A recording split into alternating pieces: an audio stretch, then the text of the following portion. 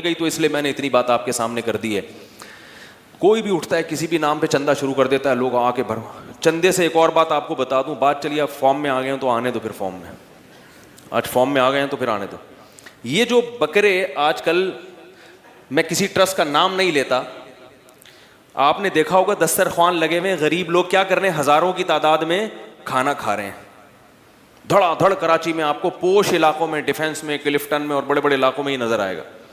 इन लोगों से जाके पूछो, इन ट्रस्ट वालों से पूछो कि इन गरीबों को तुम बकरे क्यों खिला रहे हो। 1000 रुपए किलो गोश्त चल रहा है बकरे का। इस गरीब को इस पैसे में इससे ज्यादा 10 गुना ज्यादा गरीबों को खिला सकते हो दाल रोटी। नहीं यारी बात मेरा ख्याल है। पहली बात तो ये इश्काल है इस पर कि आप गरीबों को क्या खिला रहे हैं, बकरे।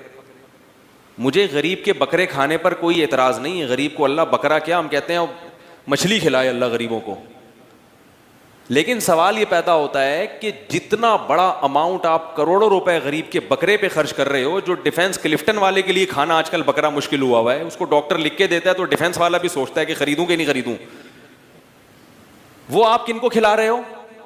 तो इतना अमाउंट जो आप खर्च कर रहे हो, इससे अगर यही अमाउंट आप गरीबों पर किसी और तरीके से खर्च कर देते तो उनकी हाजात इससे 10 गुना ज्यादा गरीबों को खिलाया जा सकता है। अगर आप उनको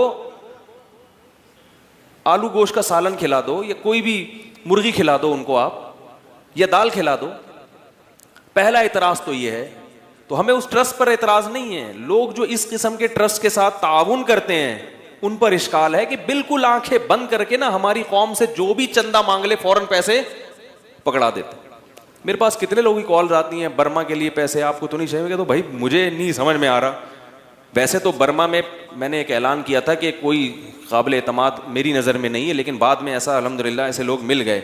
लेकिन फ़िलहाल दोबारा वहाँ से कोई ऐसे मुतालबा नहीं आता कि चंदा भेजा जाए इन लोगों के लिए। आता है तो फिर बता दिया जाता है आपको। लेकिन लोगों की हालत यह है कि कोई भी खड़ा होकर इनकी जेब से पैसे निकलवा ले, ये निकाल के उसको आराम से दे देते हैं। इतना दिल खराब होता है कि अल्लाह कितनी खून पसीने से इंसान का, अगर आपके पास फालतू पैसा आ गया है, फालतू पैसा है, आप समझते हैं कि ये विरासत में फ्री में मिल गया, तो भाई हमें दे दो। वो मौलवी साहब ये मुझसे संभल नहीं रहा, ये फालतू है। मैंने कहा कि अब फेंकने में जा रहा था इसको फेंकने के लिए, तो भाई हमें दे दो यार, हम उसको सही जगह खर्च कर देंगे इंशाल्लाह, खाएंगे नहीं। और अगर हम पर एतमाद नहीं है किसी और को दे दो। उस पर एतमाद नहीं है, सबसे बेहतर तो ये कि किसी को ना दो, खुद जाके मुस्तहिक को तलाश करो। ना मुझे दो ना किसी और को दो, खुद मुस्तहिक को जाके तलाश करो। जो भी आता है आप उसको पैसे पकड़ा देते हैं। तो मैं ये कर रहा था, पहली बात ये कि गरीब को बकरे क्यों खिला रहे हो इतना। एक बीमार आदमी के लिए, जो कोलेस्ट्रॉल का मरीज है, दिल का मरीज है, उसे डॉक्टर कहता है कि बकरे का गोश्त खाओ, हकीम कहते हैं बकरे का गोश्त खाओ। वो जब जाता है ना अपने ब्लड प्रेशर को लो करने के लिए कि बकरा खाऊंगा मैं, बकरे की कीमत सुन के उसका बीपी हाई हो जाता है। और उधर वो देखता है कि गरीब मिस्कीन फटे पुराने में कपड़े वाले लोग क्या कर रहे हैं, दबा दबा के बकरे नोच रहे हैं। तो और बीपी क्या हो गया, डबल, कि यार इनको ये समझ में आने वाली चीजें नहीं है। दूसरी बात ये कि इतना अमाउंट आप अगर सेंस इस्तेमाल करके गरीबों पे खर्च करें तो गरीब की हाजत सिर्फ खाना नहीं है, असल ये है कि आप इन नौजवानों को रोजगार फराहम करें। आप फैक्ट्रियां लगा दें इस अमाउंट में और आप कहें हमारे यहां जो भी गरीब होगा उसको मुलाजमत मिलेगी, बेरोजगारी हम खत्म करेंगे इस चंदे के जरिए। फिर आप बताएं कि हमने इतने करोड़ रुपए में देखो ये फैक्ट्री बनाई है, उसमें ये मसनूआत बन रही हैं और इसमें हमने 1000 लोगों को रोजगार फराहम किया। इसका एक फायदा ये होगा कि लोगों में अपाहजपन खत्म होगा। मेरे पास रिपोर्टें आ रही हैं कि फैक्ट्रियों में बहुत सारे लोगों को अब मजदूर नहीं मिल रहे काम करने के लिए, क्योंकि मजदूरों को फ्री फोकट का 2 टाइम का खाना मिल रहा है। तो वो बेचारे जो पहले भूख की वजह से मेहनत मजदूरी कर लिया करते थे, उन्होंने भी जब बकरे मिल रहे हैं उनको फ्री फोकट में, तो उन्होंने मजदूरी करना छोड़ दी। और उसमें यह बताया भी जाता है कि यह ज़कात का नहीं है, उससे मालदारों की नीयतें भी खराब होती हैं। कि यार जब ज़कात करनी है तो गुजरते हुए देखते हैं दाएं बाएं को, देख तो नहीं रहा है भाई, चलो भाई फोड़ लो बैठ के। ये तो जब है कि जब फर्ज करो ये सारे गरीब ही हैं, वरना इसकी क्या गारंटी कि ये सारे गरीब बैठे हुए हैं। हमारी कौम में सब नहीं, ऐसे ऐसे पोस्ती लालची लोग मौजूद हैं जो एक एक रुपया बचा के रखते हैं, करोड़ों रुपए के मालिक हैं। तो क्या वो ये फ्री में जाके नहीं खाते होंगे खाना? कैसे समझाएं भाई? क्या हमारे मुल्क में इस किस्म के लोग होलसेल के हिसाब से हैं या नहीं है, जिनको फ्री में खाना मिले तो वो एक रुपया भी खर्च ना करें जबकि उनके बैंक में करोड़ों रुपए पड़े हुए हों? ऐसे लोग बहुत हैं, करोड़ों रुपए मगर खर्च ना बीवी पे खर्च करते हैं ना बच्चों पे खर्च करते हैं। तो उनको तो जब ये मिलेगा वो तो बहुत अच्छी तरह से खाएंगे।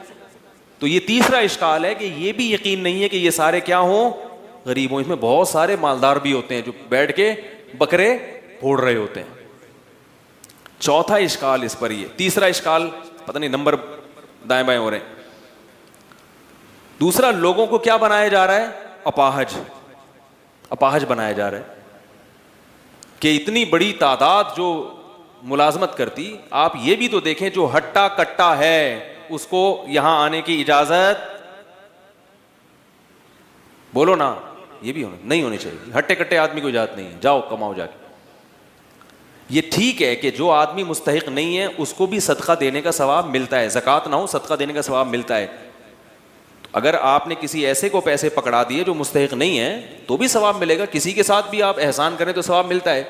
तो इनफिरादी तौर पर, जुज़वी तौर पर तो ये दुरुस्त है।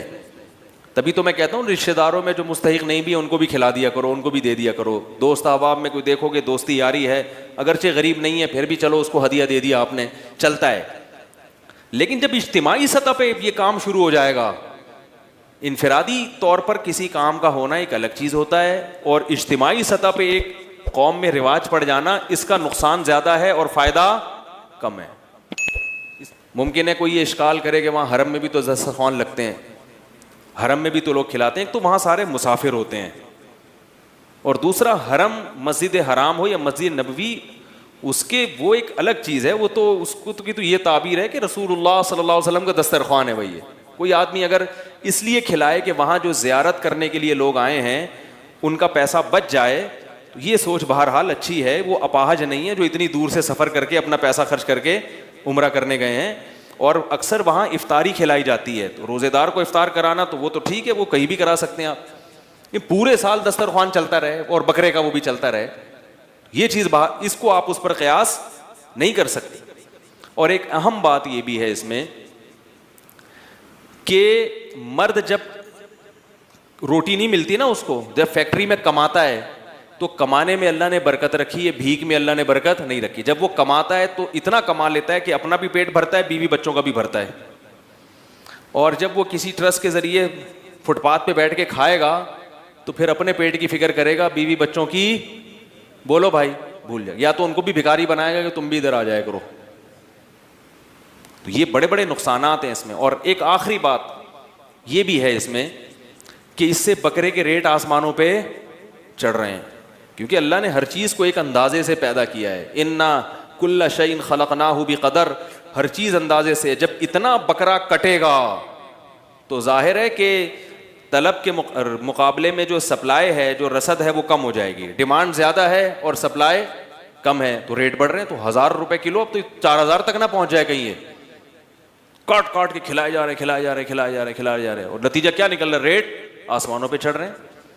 और एक आखिरी बात ये कि इन लोगों से कोई जाके पूछे कि आप जो इतना पब्लिक को खिला रहे हो, ये थर में ऐसे ऐसे इलाके हैं, अंदरून सिंध ऐसे ऐसे इलाके हैं जहाँ लोग भूख से मर रहे हैं। ऐसी भी रिपोर्टें हैं कि भूख से बच्चे साल में इतनी तादाद में बच्चे मर जाते हैं। तो ये दस्तरखान वहाँ क्यों नहीं लगते?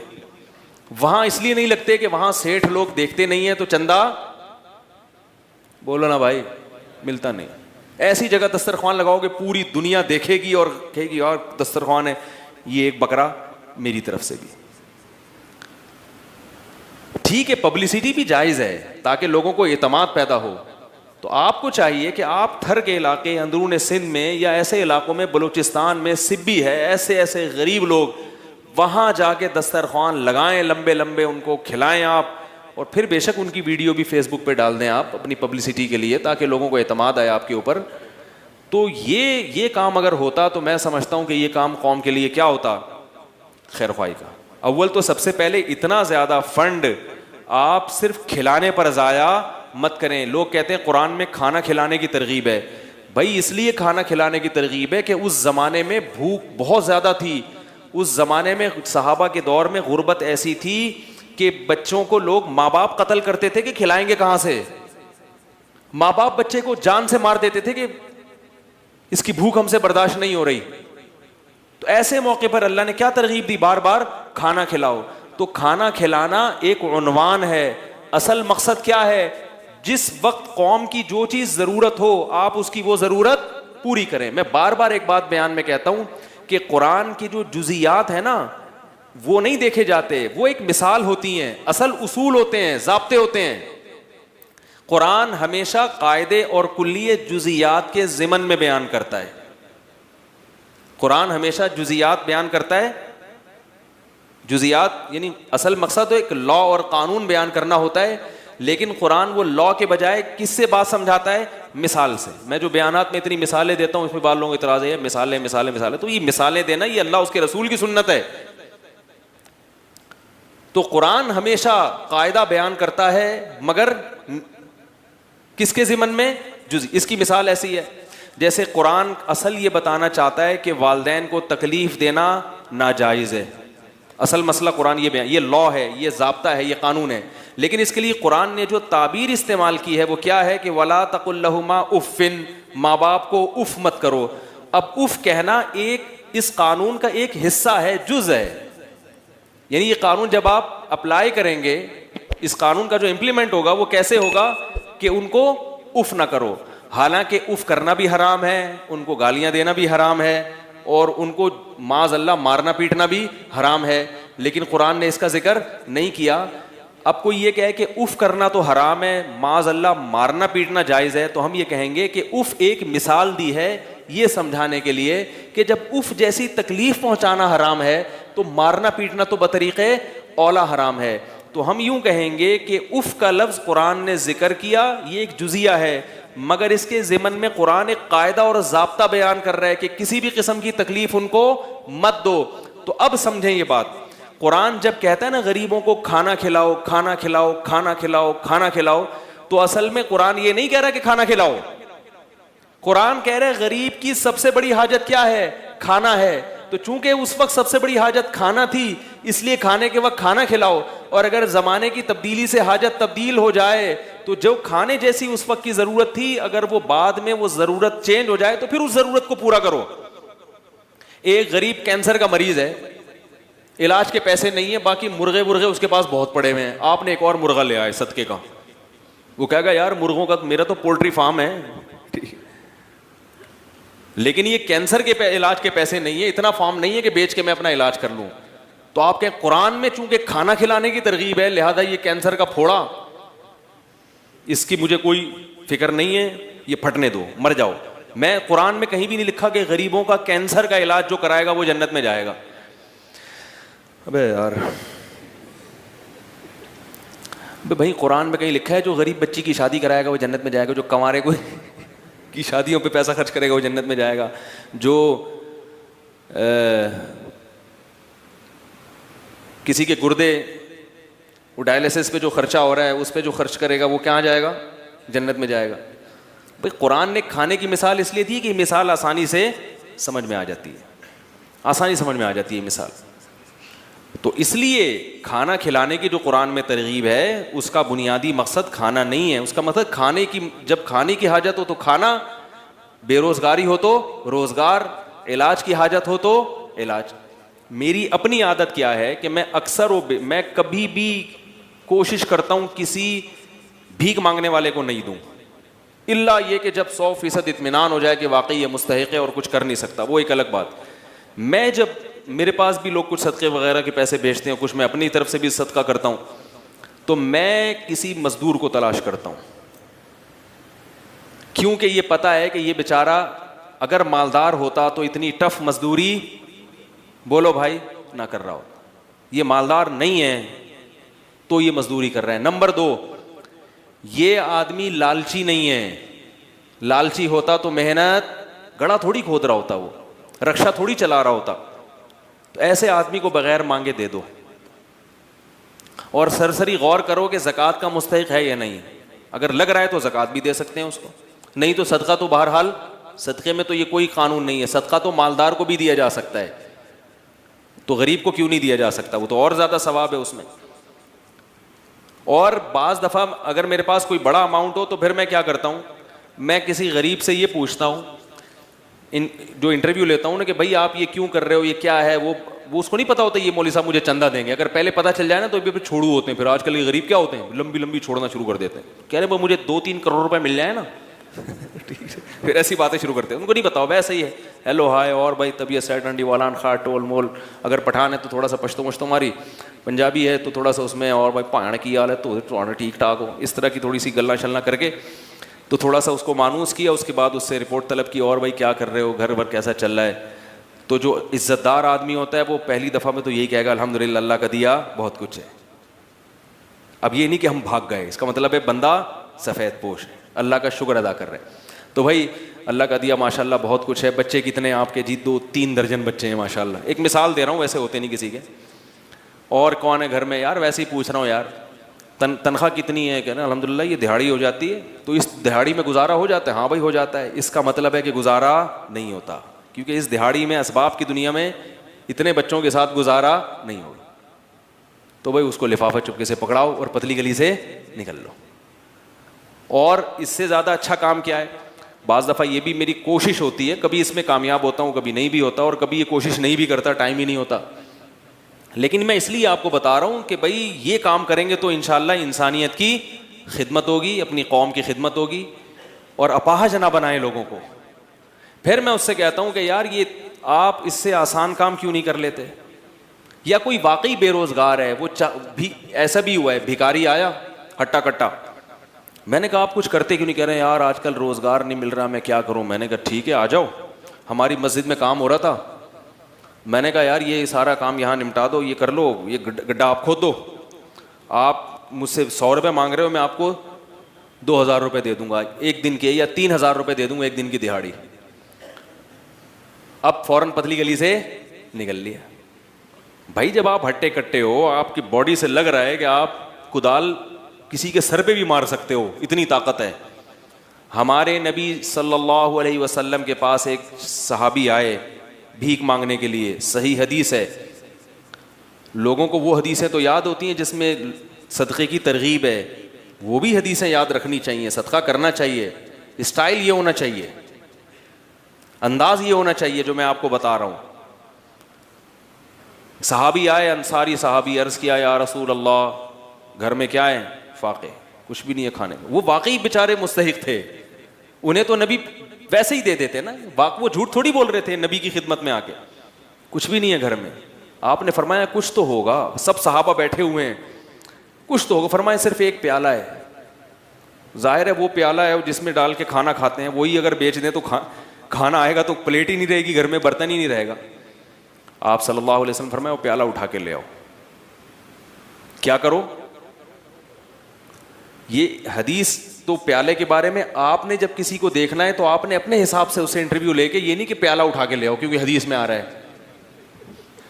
हदीस के जाहिर को नहीं लिया जाता हर जगह। इसी वजह से इमाम अबू हनीफा का फ़िक़्ह हमें बहुत अच्छा लगता है। ज़रूरी नहीं सबको अच्छा लगे, जिनको अच्छा नहीं लग रहा हम उनको भी मुसलमान समझते हैं, लेकिन हमें इमाम हनीफा का फ़िक़्ह इसलिए अच्छा लगता है कि इमाम हनीफा हदीस के जाहिर को नहीं लेते, बहुत गहराई में जाते हैं। मैं तो खुद फ़िक़्ह हनफी को चूँकि कई सालों से पढ़ा रहा हूँ, मैं जब इब्तदा में जब मैं मौलवी बनने के लिए मदरसे में बैठा था तो मैं इमाम अबू हनीफा के फ़िक़्ह से ऐसे ही बदगुमान था जैसे आम लोग बदगुमान होते हैं कि वो हदीस के ख़िलाफ़ है। मेरा भी यही था। लेकिन जब मैंने गहराई में जाके पढ़ा तो मुझे लगा कि इमाम हनीफा बड़े ही ख़ानदानी फ़क़ीह थे, हदीस की रूह को समझते हैं इमाम हनीफा रहमहुल्लाह ताला, बहुत गहराई में जाते हैं। इसलिए इतनी जल्दी फ़ुक़हा से बदगुमान ना हो जाया करें। खैर, अब क्या है कि रसूलुल्लाह सल्लल्लाहु अलैहि वसल्लम ने उनसे कहा कि जाओ क्या लेकर आओ? प्याला। वो ले आओ। नबी ने उनको तरीक़ा सिखा रहे हैं, कैसा प्यारा आप सल्लल्लाहु अलैहि वसल्लम की तालीम का अंदाज था। आप ये भी तो कह सकते थे भाई उस प्याले को बेचो, ये खरीदो, यूं करो जाओ। तो आपने मुअल्लिम को भी बता दिया कि तुमने गरीब को सही रास्ता भी दिखाना है और उसके साथ इस रास्ते में ताउन भी करना है। वो बेचारा कॉन्फिडेंस नहीं होता, आपने उसको समझा के निकल लिए, वो कंफ्यूज है यार मैंने क्या करना है। हर आदमी में कॉन्फिडेंस नहीं होता, कुव्वत फैसला नहीं, तो आपने बता दिया कि उसके साथ ताउन करना है, उसकी हौसला अफजाई करनी है। तो आप ये नहीं आप सल्लल्लाहु अलैहि वसल्लम ने फरमाया कि जाओ वो प्याला बेचो और ये करो और वो करो और खुद ही कर लो सारा कुछ। फरमाया ले आओ, जैसे जैसे कह रहा हूं ना वैसे वैसे गोया उंगली पकड़ के चलाना सिखा रहे हैं, भीख से उंगली पकड़ के छुड़वा रहे हैं। ये ज्यादा बड़ी खिदमत है। अगर आप सल्लल्लाहु अलैहि वसल्लम उन सहाबी को खाना दे देते, सदका दे देते, अगले दिन फिर आ जाते, वो अगले दिन फिर आ जाते, वो तो खाओ खत्म। और थोड़े दिनों में क्या होता, उनकी ज़ौजा भी यही, बच्चे भी यही कर रहे होते। ये भीख ऐसी बीमारी है जो नस्लों में चलती है। खानदानी भिखारी होते हैं बाज लोग, कह रहे हमारे अब्बा भी यही काम करते थे। ठीक है ना। तो नबी सल्लल्लाहु अलैहि वसल्लम ने फरमाया जाओ प्याला उठा के ले आओ। वो साहबी परेशान है, क्या होगा भाई, ठीक है नबी ने कहा है ले आए। आप सल्लल्लाहु अलैहि वसल्लम ने फरमाया इसे कौन खरीदेगा। हर चीज़ का कोई ना कोई तलबगार होता है। एक सहाबी ने फरमाया 1 दिरहम में ये मुझे दे दें। आपने फरमाया इससे ज़्यादा में कौन खरीदेगा। भाई अब बिजनेस का तो उसूल है ना, सरमाया चाहिए तो जितना ज़्यादा सरमाया ले सकते हो। अरे यार भाई बिजनेस का तो उसूल है, हलाल सरमाया है। तभी ये याद रखो इस्लाम ने किसी चीज़ की कीमत मुतय्यन नहीं की है। नबी ने फरमाया दाउन नास, लोगों को अपने हाल पे छोड़ दो, कीमतें मुतय्यन मत करो। इन्नल्लाह हुवल मुसअ्इर, अल्लाह चीज़ों की कीमतें खुद मुतय्यन करता है। जिस चीज़ की कीमत अल्लाह ने बढ़ानी होती है मार्केट से शार्ट कर देगा उसको, जिस चीज़ की कीमत अल्लाह ने घटानी होती है मार्केट में अल्लाह उसको वाफर मिकदार में फेंक देते हैं। इसलिए असल उसूल यही है कि किसी चीज़ की कीमत मुतय्यन नहीं है। आप जो अपनी चीज़ धोखा ना हो उसमें, जिस कीमत पे चाहे बेचें। लोग कहते हैं वो तो फिर इतनी कीमत चीज़ महंगी हो जाएगी, भाई वो आपसे ना खरीदे, वो साथ वाले से खरीद ले, क्या ख्याल है। तो वो तो खुद ब खुद, हाँ गड़बड़ जब होगी जब ताजिर मिलके आपस में ईका कर लेते हैं, मुआहदा कर लेते हैं कि इससे कम पे नहीं बेचना, ये नाजायज़ है। इसी वजह से फिर हुकूमत को इन्वॉल्व होना पड़ता है, चीज़ों की कीमतें मुतय्यन करती है। तो आप सल्लल्लाहु अलैहि वसल्लम ने फरमाया कौन खरीदेगा। एक साहबी ने कहा 1 दिरहम में। आपने फरमाया कि इससे ज़्यादा में कौन खरीदेगा।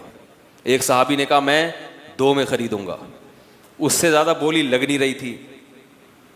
अगर उस वक्त हमारे वो होते ना, क्या करें यार, ये रूहानी बाबे हर जगह आ रहे हैं मार्केट। कोई रूहानी बाबा होता तो ये कहता कि ये जो प्लेट है ना इसमें दम किया हुआ है मैंने, 1 करोड़ में बिकता वो। तो वो जो बर्तन लेकर आए थे ना, वो बजाय कुल्हाड़ी खरीदने के रूहानी इलाज का कारोबार शुरू कर देते। क्या ख्याल है। अभी हमारे यहाँ ये भी हो रहा है कि बाज़ लोग कहते हैं यार मैं इसके पास गया हूँ अपने कारोबार में दम करवाने के लिए और इसको मैंने 50,000 रुपये दिए हैं, तो मेरी अर्निंग तो रोज़ की 50,000 हो नहीं सकती, तो मैं ये दम वाला काम ही कारोबारी क्यों ना शुरू कर लूँ।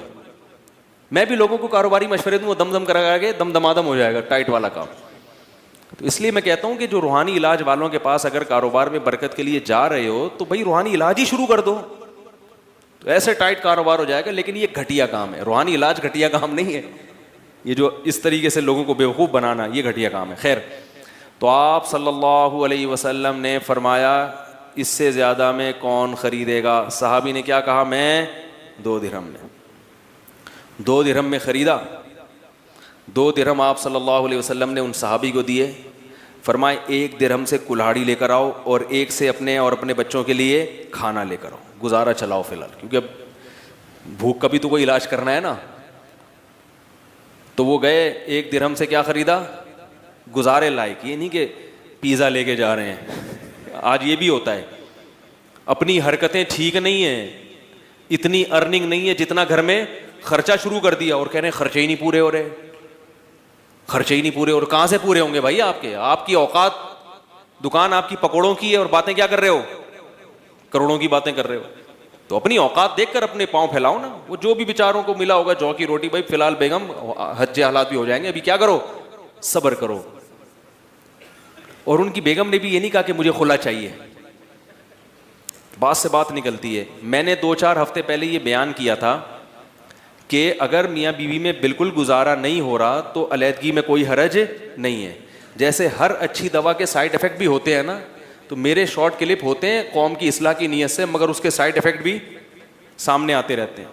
अब एक साहब आ गए कि यार मुझे रोज़गार नहीं मिल रहा, मेरी बीवी क्या कह रही है, आपका बयान सुन के कह रही है मुझे क्या दो, तलाक दो। तो अल्लाह के बंदो, वो बेचारे को, वो मेहनती है, नहीं मिल रहा रोज़गार, तो बीवी का तो मतलब ही यही है कि वो गुर्बत में और मालदारी में हर हाल में शौहर के साथ वफा करती है। गर्लफ्रेंड में और बीवी में यही तो फर्क है। हाँ वो है ही अपाहज, कमबख्त, पोस्ती, वो करता ही नहीं है, वो एक अलग बात है, लेकिन वो मेहनती है, अल्लाह की तकदीर गालिब आ गई, उसको जॉब नहीं मिली, तो जैसे वो सूखी रोटी पे गुजारा कर रहा है, औरत को भी चाहिए उसके साथ सूखी रोटी पे गुजारा करे। इसी तरह बीवी में कोई अल्लाह की तरफ से ऐब पैदा हो गया तो अब भाई बर्दाश्त करो उसको। वफा का तकाजा है कि वो तो अगर वो ऐब पैदा ना होता तो वो आपके साथ रहती ना, और आप में अगर ऐब पैदा हो जाता तो भी रहती। अब उसमें ऐब पैदा हो गया तो सब्र करो, बर्दाश्त करो। कितने लोग हैं बीवी को फालिज हो गया, 20-20 साल उस फालिज ज़दा औरत के साथ गुजारा किया उन्होंने। तो मैंने जो ये बयान किया था उसका ये मतलब नहीं था जो लोग, बाज लोग उसका गलत मतलब ले रहे हैं। शौहर बेचारा बेरोजगार हो गया, अपनी हमाकतों से नहीं, वैसे ही हो गया कुदरत की तरफ से, तो नेक शरीफ औरत क्या करती है, अपने शौहर के साथ सब्र करती है, वो वफा करती है। इसी तरह औरत में कोई ऐसी मिन जानिबिल्ला कोई ऐब पैदा हो गया तो शरीफ आदमी अपनी बीवी के साथ गुजारा करता है, उसको तलाक नहीं देता, सब्र करता है। हाँ जानबूझकर कोई गड़बड़ कर रहा हो तो उसके हकाम एक अलग हैं। तो मैं ये बात अर्ज कर रहा था कि आप सल्लल्लाहु अलैहि वसल्लम ने फरमाया कि जाओ क्या लेकर आओ, 1 दिरहम से अपने घर वालों के लिए खाना और 1 दिरहम से कुल्हाड़ी लेकर आओ। कुल्हाड़ी, अब ये भी नहीं आपने फरमाया कि जाओ कुल्हाड़ी लेके वहीं से जंगल में लेकर आओ, हौसला अफजाई कर रहे हैं, लाओ मेरे पास लाओ। वो लेकर आए, आप सल्लल्लाहु अलैहि वसल्लम ने उसमें दस्ते मुबारक को अपने हाथ से डाला उसमें, और वो कुल्हाड़ी उन सहाबी के हवाले की। फरमाया जाओ लकड़ियाँ, जंगल से लकड़ियाँ काटो और इनको बेचो। वो सहाबी 10-15 दिन के बाद आए और कहा कि या रसूल अल्लाह, मैं लकड़ियाँ काट के बेचता रहा और ज़ाहिर है कुछ से खाना भी ख़रीदता रहा और कुछ को बचत भी करता रहा, मेरे पास 15 दिरहम इकट्ठे हो गए हैं। दिरहम बड़ी वैल्यू वाली चीज़ थी उस ज़माने में। एक बर्तन 2 दिरहम का फ़रोख्त हुआ तो 15 दिरहम से 15 दिनों में वो कितने बर्तन खरीद सकते थे? उस जैसे 7 बर्तन खरीद सकते थे, और 7 बर्तन को मार्केट में फ़रोख्त करके 15 दूनी 30 दिरहम बना सकते हैं उसी वक्त। क्या समझाएं यार। तो मेरे भाई, गरीब के साथ ताउन का यही अंदाज होना चाहिए। हाँ, जो हर आदमी पर ये अप्लाई नहीं होता, बाज़ ऐसे होते हैं जो नहीं कर सकते, वो फिर एक अलग बात है, या कोई मजबूरी ऐसी आ गई कि वो रोज़गार से भी उनका वो मसला हल नहीं होगा, एक अलग बात है। लेकिन आम तौर तरीक़ा क्या होना चाहिए कि आप उसको कहें कि भाई मैं तुम्हें रक्षा ख़रीद के दे देता हूँ, ठीक है ना, रक्षे के पैसे अगर आपके पास नहीं है तो आप उसे कहें मैं किस्तों पे तुम्हें ख़रीद के दे देता हूँ, हर महीने सदक़े की रकम निकालता हूँ, तो मैं रक्षा उठा लो मार्केट से और रक्षा लेकर चलते हुए बाज़ार में नज़र आओ, उससे कमाओ, अपना प्रॉफिट निकालो और रक्षे की किस्त मुझे दे दो, ताकि मैं वो किस्त वक्त पे जमा करा दूं। जो कैश अमाउंट चाहिए वो मैं तुम्हें दे रहा हूं, वो तुम्हारे पास नहीं है। तो हाथ पांव हिलवाएं गरीबों के। भाई क्या करना है? अपाहज आदमी अल्लाह को पसंद नहीं है और अपाहज बनाने वाले लोग भी अल्लाह को पसंद नहीं है। तो इस तरह से ये जो ट्रस्ट है अगर काम करें तो फिर तो इन ट्रस्टों पे ट्रस्ट किया जा सकता है, वरना अल्लाह के बंदो अपना पैसा खामखा में ज़ाया मत करो, उड़ाओ नहीं पैसा। और सदके के बकरे पे तो मेरे वैसे ही बयानात हो चुके हैं बहुत सारे, तो बात